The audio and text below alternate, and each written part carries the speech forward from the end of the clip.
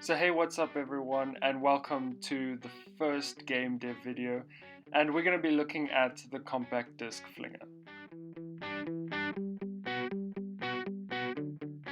So as every other weapon in Neighbourhood Loot, it needed a funny, quirky little description, and I think this suited it very, very well. I wanted to add something else in, but it needed to fit into the box, and I thought this was fine. And here we have the purchase menu. So I was busy setting up the compact disc Flinger so that it can be purchased in-game with parts which are basically converted from research that you get at the end of a level. Special parts are used to buy special weapons, but the trick is you don't actually know which special weapon you buy, but you know which standard weapon you buy. So there's a little bit of a fun mystery factor. So here's a little bit of speed coding, it always looks awesome. And I was busy setting up the compact disc Flinger's properties here so that every weapon actually has its own unique feel, and that really adds to the dynamic of the game, and your strategy will determine how well the game goes for you.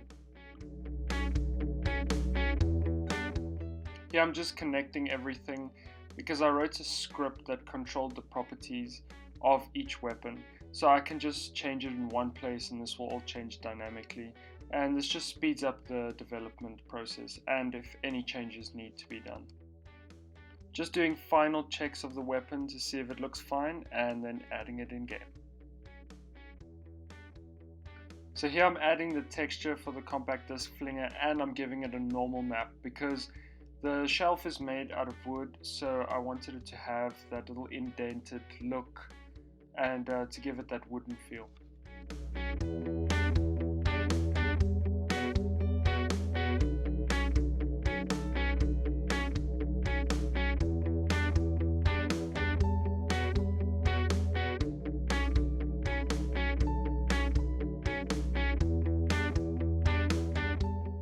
So at this point the compact disc Flinger has been set up, so now I needed to make the ammo.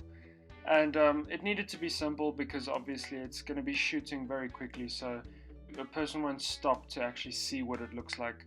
It just needed to work very quickly. So it was all about efficiency here, and this kind of looked nice. It's not perfect up close, but from a distance you won't notice it still looks like a CD. So after importing it, I was just doing a little check to see if there's any anomalies, and then I started adding a texture to it because obviously it still needed to look like a CD even though it was being shot very quickly. It needed to have a little bit of a shine, so a metallic feel to it, and that's what I was going for. And here I'm busy setting up the final parts for the compact disc Flinger. Every weapon basically has these so that the thieves know what they can walk around so that they don't just get blocked or something like that, because the AI is intelligent enough to move around the weapons. And this adds to the dynamic of the game as well, because depending on where you place your weapons and which ones will change the way that the game plays. And sometimes it produces quite funny results.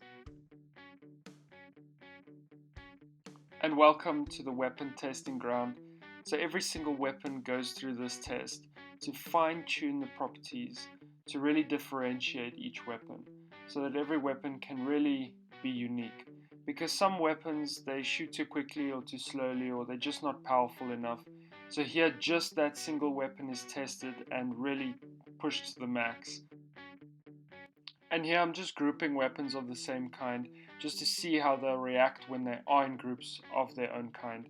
And this just determines the pop cap usage that they will use in-game, so that I know that they're not too overpowered if they're grouped, or if they're alone, if they're strong enough.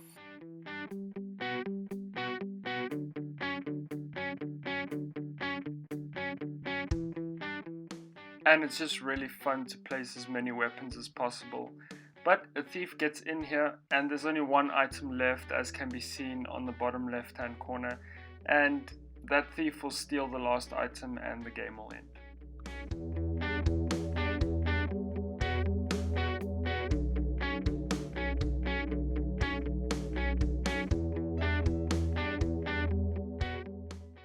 this point, every weapon had the same range, and that doesn't really sound like a tower defense game. So I just made a variable to determine the range of every weapon.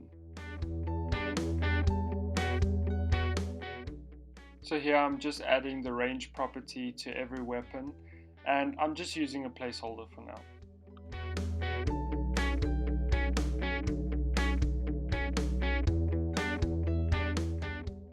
Last but not least, the range icon was added, and that brings us to the end of the first devlog week. Thank you so much for watching.